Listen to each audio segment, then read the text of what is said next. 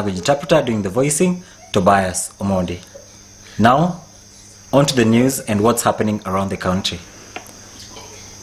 On our first item,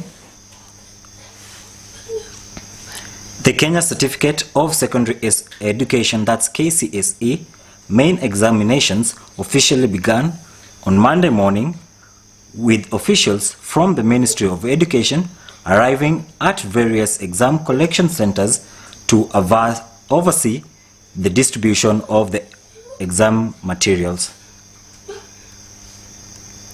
Basic Education Principal Secretary Belio Kipsang led the exercise at the Westlands DCC Center, while Teachers Service Commission CEO, that's Nancy Masharia, oversaw the exam distribution at Mvita Center, that's in Mombasa County. Kipsang called on everyone involved in the administration of the national exams to uphold integrity during the entire process. Meanwhile, Kenya National Examination Council, that's NEC, Chief Executive Officer Dr.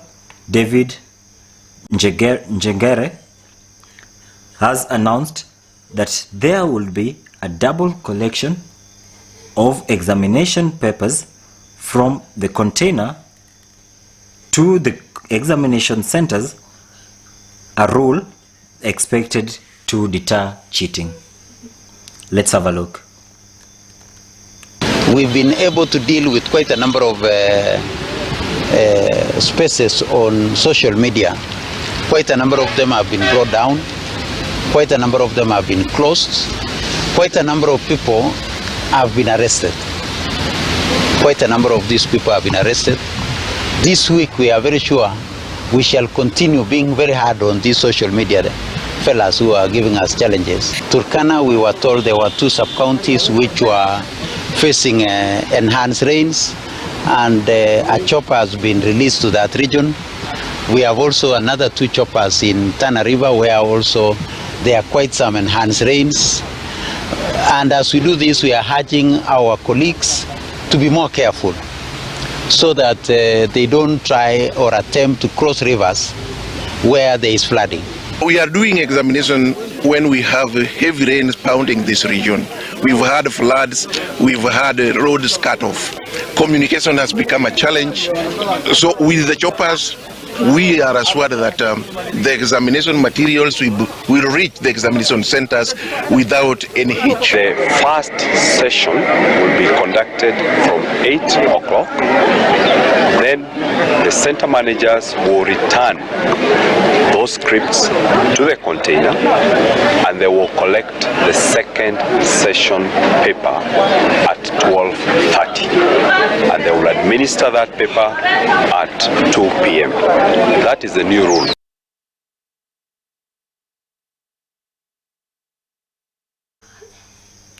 Moving on to other news. The Azimio la Umoja One Kenya coalition, led by Raila Odinga, has provided food, iron sheets and blankets to 3,000 displaced people from the Masai Mau forest in Narok, the North constituency.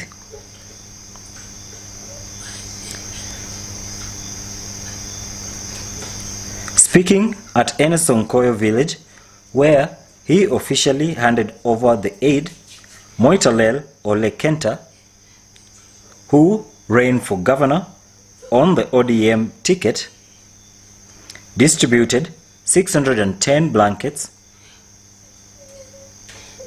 500 iron sheets, 2,400 bags of maize flour, 500 kilograms of sugar, and 300 packets of cooking oil.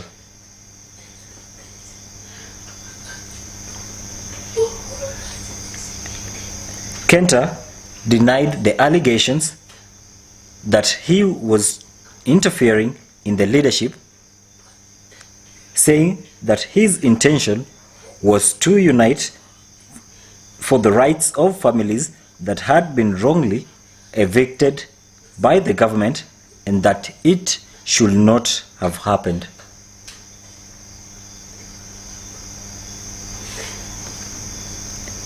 Kenta also claimed that there was a plot to evict the same community in Naisoya area in the next phase, saying that a genuine boundary survey must be conducted in order defending against the exercise that affected primary and Form 4 students in the area.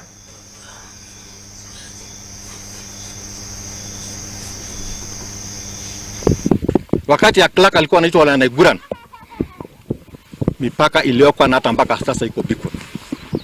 Kwa hiyo mimi najua mimi mwenyewe kwamba watu wametolewa kwa mashamba zao, sio kwa msituni. Na mimi ningetaka kuambia serikali na viongozi,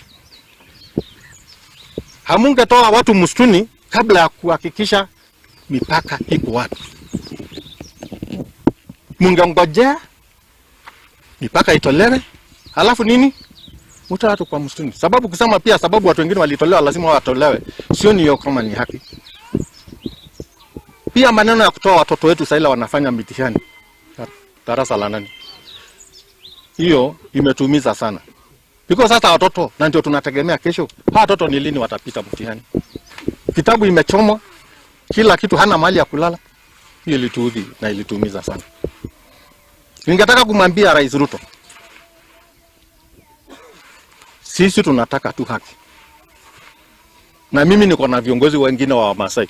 Sisi tunasikia mbaya ni kwamba tunaambiwa ati sababu watu wengine walitolewa msituni lazima na nyinyi mtolewe. Hiyo sio haki. Sababu kuna tofauti ya mtu ambaye amezaliwa hapo. Kuna mzee niliona jana juzi ya miaka zaidi ya miaka 100 na alizika baba yake huko. Kuna tofauti ya mtu huyo na yule ambaye alinuziwa na mkora shamba. Wale wengine waliuziwa na wakora. Alizaliwa huko. Hauwezi kupandisha mipaka kwa mali ambayo sio msituni. Hakuna siku msituni ndio inafuata watu kwa mashamba yao kuwatoa. Sababu siku ile mashamba ilitolewa ama msituni ilitolewa ama wakati iliwekwa beacons iliwekwa pahali watu walikuwa wanaishi na msituni. Hakuna Masai mmoja ameingia ndani ya msituni ama. Na amechunga hii msituni miaka hiyo yote kile walimechunga mimi. Juzi tuliona watu wamekuja kwako kukulilia. Mimi niko kwa opposition na niko huko. Na niko na Raila. Lakini wale walikuja kukuambia wako na wewe na wakakuomba ndio watoto wao wauzumie. Sikiza hawa pia. Sasa ndio naye waje waambie watu wetu kwamba tulienda na tukasikizwa na tukapata nafasi ya kuambia rais ukweli. Sikiza hawa.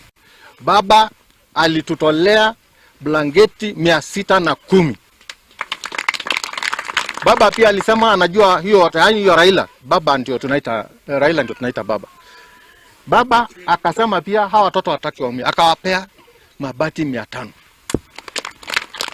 Mimi pia nimewaletea unga bel na marafiki bel 200. Packet 2400. Nikawaletea sukari kilo 500. Nikawaletea mafuta ya kupika 300.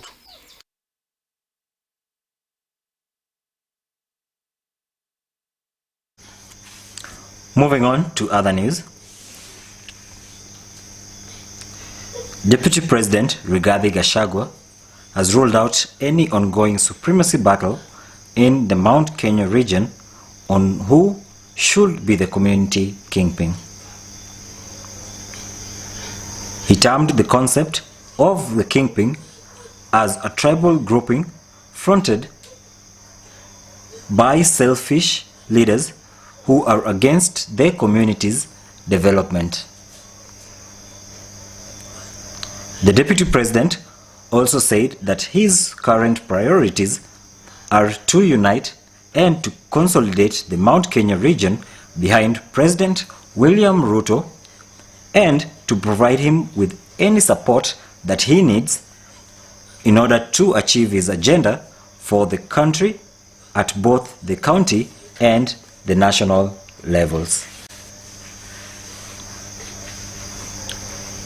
He also appealed to politicians and the political pundits to desist from public statements that may only serve to divide the community and the country at large. Ati maneno sijui ya kingpin. Now, you kingpin, I have read the constitution. There is no provision anywhere in our constitution for a kingpin. So, hii kingpin ofisi yake iko wapi? Mshahara yake ni ngapi? So, if there are people who want to that office, I'm not part of it because mimi I'm deputy president. My office is in Harambee House, na ingine iko Karen, and there is a salary, and there is a job to do. So, if there are people who are interested in that position, si wachukue waendelee na kazi yao, then watuambie ofisi yao iko wapi, functions yao ni gani, mshahara yao ni pesa ngapi, wataretire siku gani. So hiyo, let us not, people want to be trivial because they want to look for issues where there are none. I am Deputy President for the Republic of Kenya. I assist the President to run the country. I have no time or desire to aspire for any other office because ile kazi mimi nimepewa na Rais Bishop, my day starts at 5 and ends at midnight. It's already too much. If I just tell you my duty so that you know, I have no time for that kingship nonsense. Sina hiyo time because mimi niko busy. I'm too busy that I can hardly cope. If I just tell you my duties, ndio wale wanataka hiyo kiti waende watafute. I am the principal assistant to the president. Mimi niko hapo, mtu ya kuitwa kuja kibia hapa. Fanya, niko hapo. I chair cabinet committees on behalf of the president. Every week, I have a meeting for 7 hours with the cabinet. Wanakuja, tunapanga kila kitu, tunapelekea rais. I also coordinate the implementation of those decisions. Kufuatilia ile maneno yote cabinet imepitisha, mimi nafuatilia. Kutoka hapo, I am also the chairman of the National Emergency Response Team. Siku ya kiangazi yote, hiyo ni kazi yangu kuhakikisha hakuna Mkenya amekufa. Leo sijalala, simu imelia the whole night, mambo ya El Nino. Hiyo ni kazi yangu. Watu wamefigiwa na maji wajia, mimi natuma chakula, natuma ndege. Wapi, hiyo ni kazi yangu. Nimetoka hapo, I am in charge of intergovernmental relations. I am the bridge between the county governments and the national government. I spend a lot of time with these governors. Kutoka hapo, I am in charge of coordinating constitutional commissions and independent offices. Mimi hiyo kazi ndio mimi nafanya.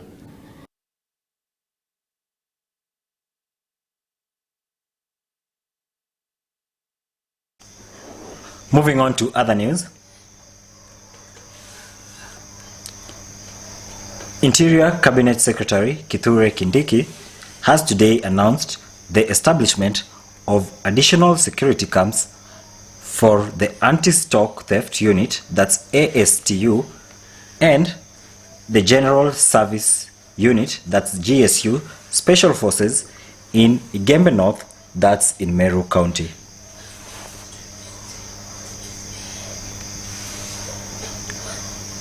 According to the Interior CS, the decision comes in response to the escalating problem of livestock theft by armed criminals in the region. During his visit to Thera in Mutwati sub-county, Kindiki emphasized the government's concern regarding the persistent livestock theft that's happening in Meru North over the past month. Now, in order to address the issue, the CS revealed that the security measures have been bolstered in the area, including the commencement of training for additional 140 national police reservists.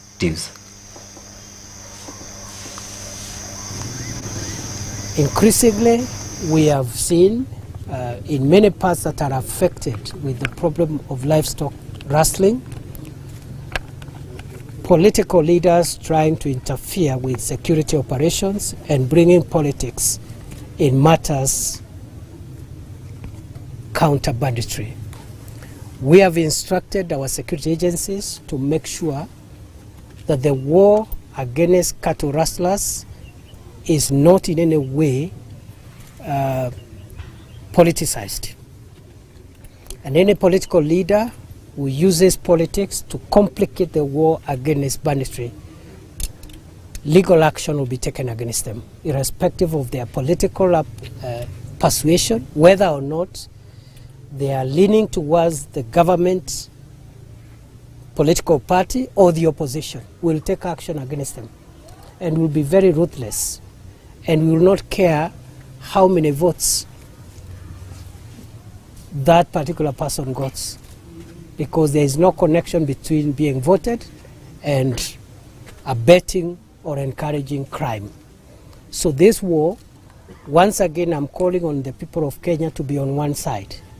Political leaders, government officials, security managers at all levels, members of the public, we must all rally together on one side and isolate these bloodthirsty criminals so that we can eliminate them.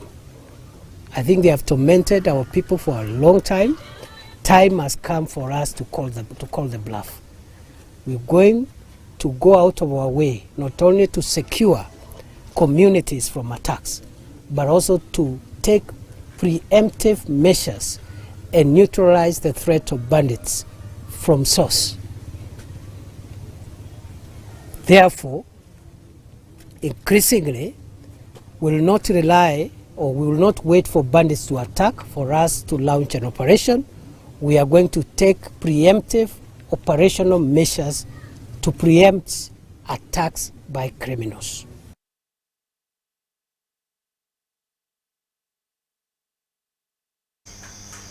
Moving on to other news.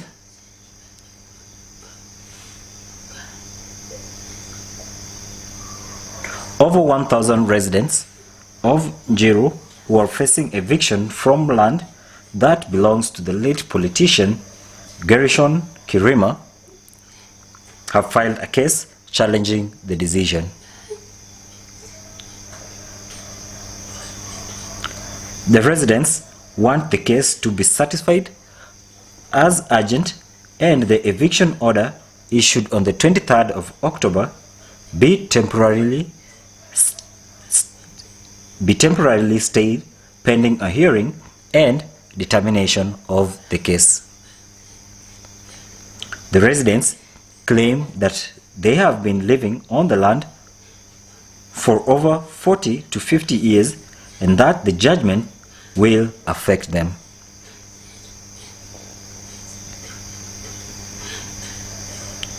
They argue that they are not encroachers as they bought the land and were issued certificates and allotment letters by the county council.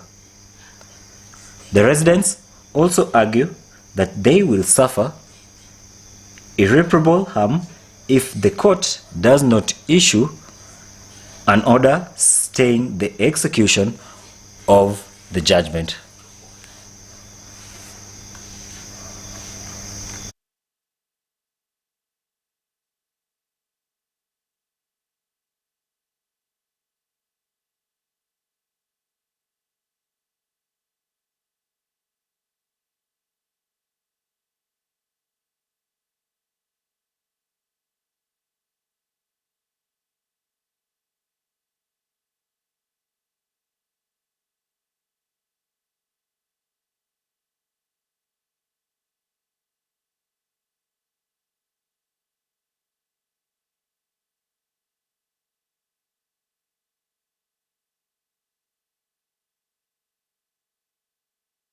Moving on to other news.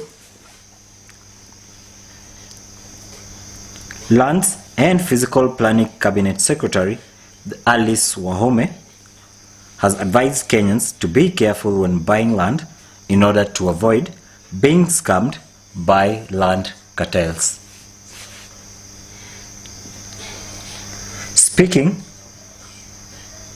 Speaking during a tour of the Kilifi Land Registry on Monday morning, Wahome said that the land cartels lurk around land registries across the country, defrauding Kenyans by promising faster processing of their title deeds.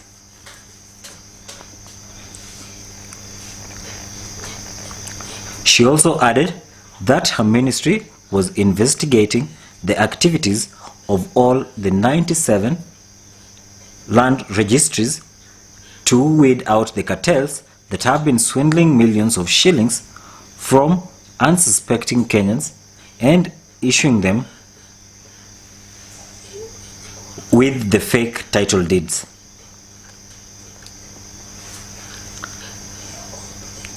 Wahome also said that to streamline the services, the ministry has embarked on the digitization of land records in order to provide secure storage for the country's land documents. There is also an issue that is being raised in Nyari. I want also to tell the Kenyans that we will pick up that issue as quickly as possible.